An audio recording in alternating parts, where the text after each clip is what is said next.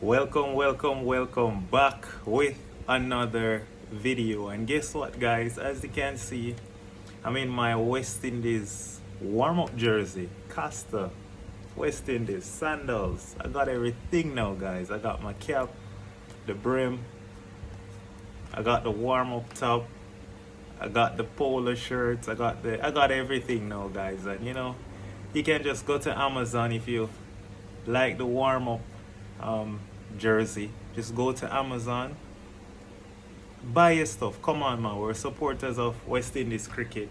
Get your stuff on Amazon, get your stuff on eBay, get your stuff on Shein as well. I see West Indies jerseys on Shein, very cheap. I don't trust it, so I went with Amazon and eBay. So definitely get your West Indies kit. But West Indies, we've done it. We've won the T20 series. I'm in a very good mood. Hope you are too as well. Now, I'm just going to give you a summary so far of the series of the two games and what I'd like to see in the third game, the dead rubber. Right, so let's get into it. If I'm going to give you what the general review should be, the general review should be that we didn't learn anything from these two victories. That's just the truth. We saw Shai Hope Tompkins spinners, as that's a usual thing. We know Shai Hope is very good against spin. Nicholas Pooran is the best batter in the world. And when South Africa needed 60 from 48 in the second game, we saw the brilliance of our two left-arm spinners, Hussain and Moti. Did we really learn anything? I mean, if we wanted to just finish the video off in 30 seconds, that's the truth. We didn't learn anything. Hope, Pooran, engine room, Rovman, hit some balls once it's in his arc, but if it's wide, outside off slow, or if it's a spinner, it's not gonna smash it. So again, we didn't really learn anything new, but you know what? We're gonna try to find some positives here. But first thing I want to start with is I must commend the selector and the coach, of course, for the way in which they constructed the squad. Bearing in mind that they're thinking about not only just the next T20 World Cup, but that T20 cricket, we have to put out our best squad at all times, because this is the one form of cricket that we're dominating in. So I like the fact that we pretty much keep our best pool of players together. It's pretty much the World Cup squad. 3 changes. Alec Athanas, he came in for Kyle Mayers or Brandon King, right? Whoever you want to. Brandon was injured, so it was really Kyle Mayers at the end of the World Cup. So Athanas in for Kyle Mayers, left-hander for left-hander, nothing wrong with that. Fabian Allen in for Andre Russell, sort of a like-for-like replacement in terms of power hitting and bowler, lower order. And then Matthew Ford was in for Jason Ola, very similar in terms of taking the new ball and what they both have to offer. Right, so I like how they had structured the squad first and foremost. But first game, not too much to talk about. The bowling was very good from Matthew Ford. Again, I'm just being very honest. We didn't learn anything really new. Matthew Ford swing the ball up front, and we saw him had 3 for 27. We've seen it in CPL. Once there's a little bit of movement through the air or off the surface, Matthew Ford is very handy at his pace as well. We saw that Moti and Hussain again very economical in the first game. Shepherd got a bit of smack. Again, we need to work on our death bowling. So again, nothing new we learned in terms of the bowling. In terms of the batting, Shai Hope smashed Aiden Markram, part-time spinner. He does this against even the best of spinners in IPL. So nothing new there. Nicholas Pooran doing what he's been doing right throughout franchise cricket, smashing every type of bowling really. So we didn't learn anything in the first T20. In the second T20, again, same old, right?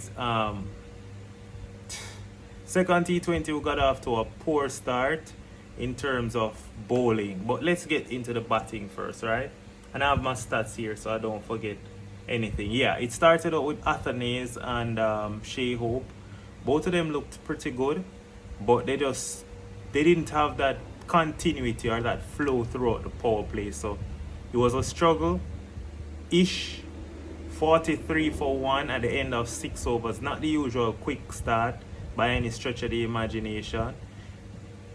It really want to be about 55, 60. If we're being honest, that's the benchmark nowadays in T20. 10 runs per over in the power play. So we're behind by about 15, 20 runs, right? Athanaze got dismissed by Lizard Williams. Short delivery, rushed him a bit. That's fine. Shea Hope again looked very controlled in the power play, but as soon as the spinners came on, and that's what I love about Shea Hope, and that is one of the reasons why I would love to see Shea Hope at 3, because I think Shea Hope's presence caused teams to cannot just bowl their spinners throughout the middle. Imagine a middle order with Shea Hope, Pooran, Ruston, Chase, right? And if it's not Chase, like a Shea Hope, Pooran, or a Hetty. I'm just throwing in Hetty's name there. I'm just saying, guys who play spin very well. What that does, it forces opposition. They can't just bowl their spinners throughout the middle overs, and we have to get to that state, right? So I love that about Shea Hope and Pooran, that they cause teams to can't just bowl their spinners once they're at the crease, and then it allows the dynamics to be a lot easier for West Indies. So I really appreciate that about Shea Hope. Hope did his thing, looked good against the spin, but South Africa clawed their way back. They fought, yeah, and they slowed us down, because at one point I thought we were gonna get to about 200. I'm not gonna lie, especially when we're about like 90 something from 10 overs. Yeah, we were 90 from 10 overs, right? 90 for 2 from 10 overs, but we couldn't get a motor on. Really couldn't.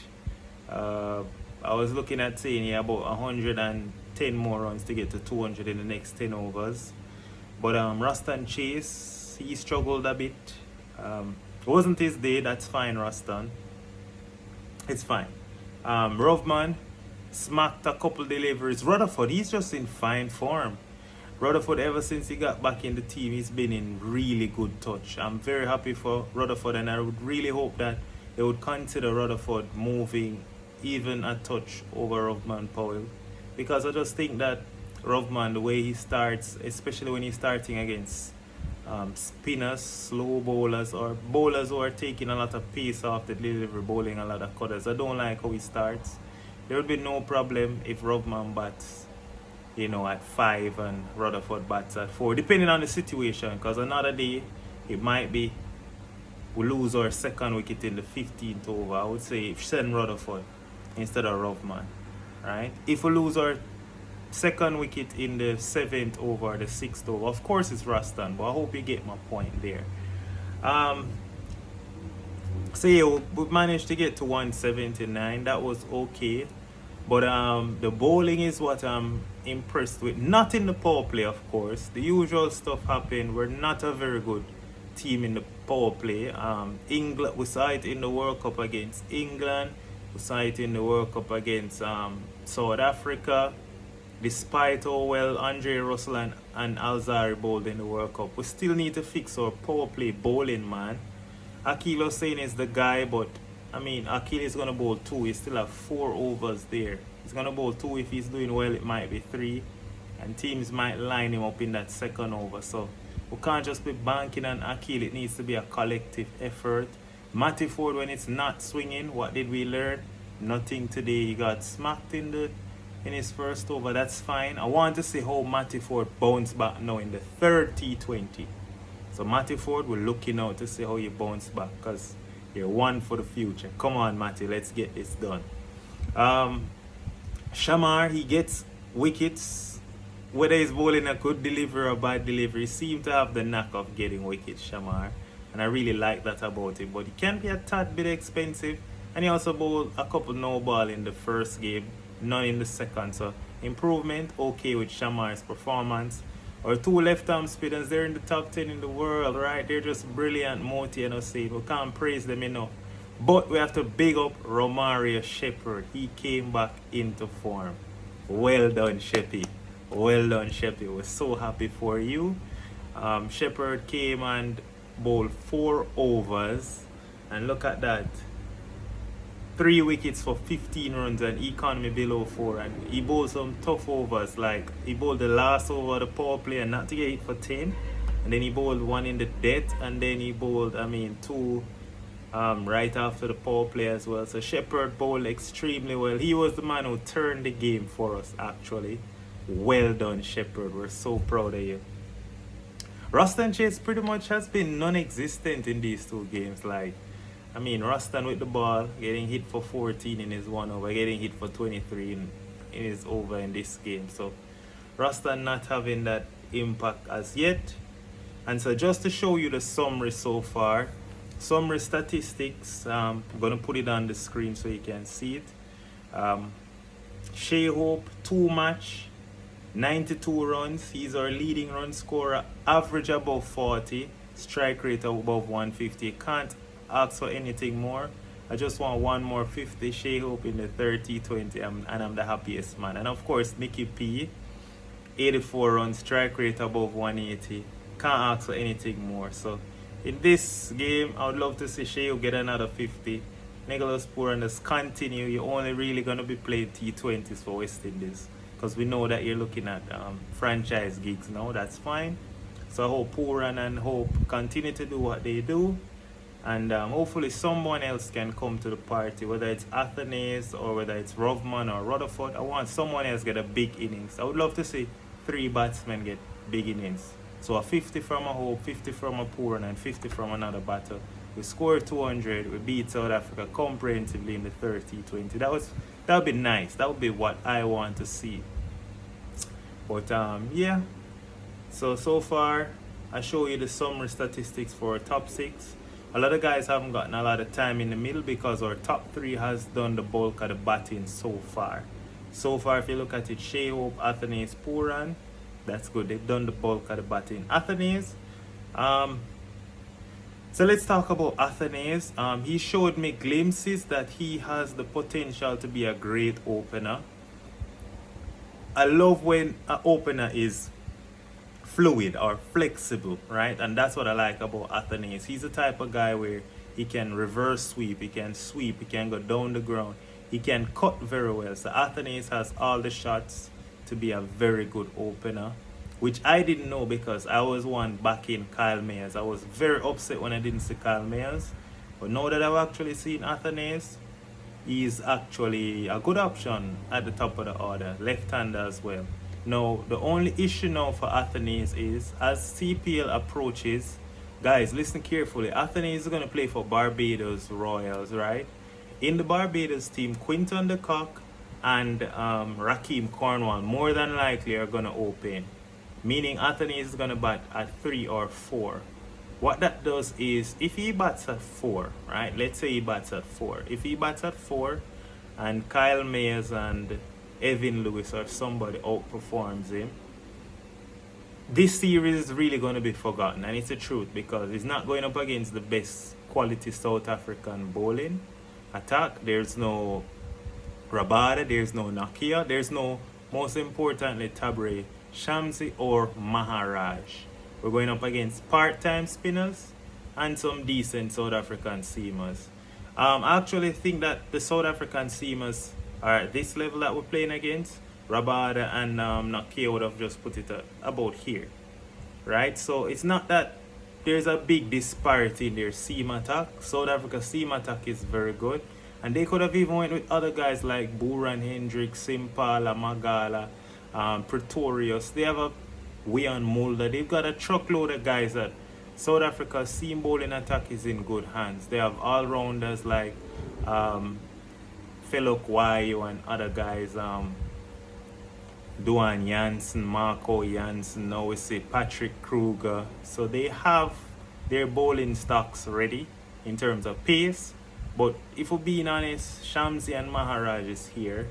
And spinners that they're playing with now, Fortune and Markram is down here. So the spin is the real thing now that we really don't know, right? It would have been way different to see West Indies, how we go about tackling those spinners. We know what Shea Hope and Pooran can do against them, but what about the others, right? So when Pooran and Hope got dismissed. We know that on a regular, if it was a full strength South African team, the captain Markram would have went straight for Shamsi or Maharaj then once both of those guys were dismissed. But in this case, because the quality of spin is not so good, it don't even make sense to go to those spinners. So that in itself change really us looking at getting to see how we'd fare against good quality spinners. Now the bowlers, you see a highlight those two in yellow, Matty Ford and Shamar Joseph. They're our best bowlers in terms of strike rate, below 10. 4 wickets Matty Ford, 5 for Shamar. Shamar the leading wicket taker this series. Some might say fortunate based on how he got his wickets, but a wicket is a wicket nonetheless, and to get 5 of them and to be the leading wicket taker so far in the series, excellent work Shamar Joseph. Economy, slightly on the higher side because of that one bad over he really bowled that went for 24 in the first T20. Shamar Joseph so far looks really good, and I think when Alzari is back, you may never know, maybe Shamar is the guy to partner him. He's showing why he was selected in the World Cup squad. He looks pretty good. What I like about him, he's showed a lot of maturity. He's bowling Yorkers, he's bowling slower balls, he's bowling cutters, he's bowling bouncers. He's mixing it at the death, and in the power play he's bowling a lot of length delivery. Some get a little bit of movement, and so he's quite an handful. He's still not up to his top pace as yet, so that's slightly concerning for me. I want to see Shamar back bowling 148, 149, 150. He's bowling round about 138, 137 on average. Then occasionally he goes 140, 141. So his speed is a little down. Hopefully we can see Shamar bowling quicker and with the same level of control that he's displaying. But still he needs to work on that no ball issue. Matty Ford, I really want to see how he goes about bowling when it's not seaming around. So far the second game didn't look too good. Yes, he got Bartman, but Bartman is a tail. Got a wicket. Matty Ford, let's see. So this would be my playing 11 for the third T20, which I'm going to state the reason why. So Sheo, Athanas, Pooran, that's locked in for the top 3. No changes. Rovman Powell 4, locked in. Now I am going to rest Ruston Chase, the vice captain. And I know guys are going to curse me for this, but listen why. So far he hasn't had a good time of it yet. I would love to see him come and be impactful, but I also want to test my bench strength. Fabian Allen would come in for Ruston Chase, so I still have a 6 bowling option. And listen why I'm making that decision. So far, South Africa haven't tackled left arm spin very well. The only guy that looks relatively comfortable at the crease against left arm spin is Reza Hendricks today and Tristan Stubbs. Everyone else don't look too good. And again, South Africa, their lineup is filled with right-handers. So I think we can play the 3 left-arm spinners. And we did it against them already. Don't say we haven't done it. Remember when we played Fabian, Godakesh, and also Akil at Sabine, and we beat South Africa in Jamaica. So it's very much possible. So Fabian would replace Ruston Chase. Wouldn't bat at 5 though. At 5 would be Shimron Hetmyer. A forced change because we saw Rutherford leave the field with a hamstring niggle, holding his hamstring, clutching it and walking off the field.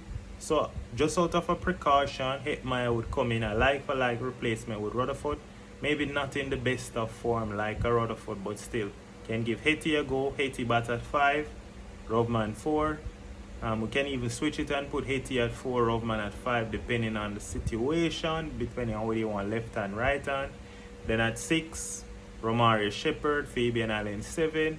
Then of course we can go Akil, Matthew Ford, Godakesh Moti, Shamar Joseph. So my 2 changes would be Ruston Chase out, Fabian Allen in, and then also Shimron Hetmyer in for Shafeen Rutherford. McCoy and Charles not getting a game, but well done West Indies, yet another series victory. We're rallying. Guys, get your West Indies outfit. Come on. We're rallying, we're rallying, we're rallying. Get your West Indies outfit. Support the team. Do the right thing. Get your jerseys.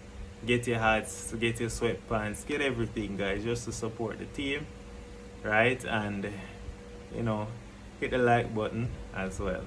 Thank you for watching. It's your boy Ronaldo, and I'm out.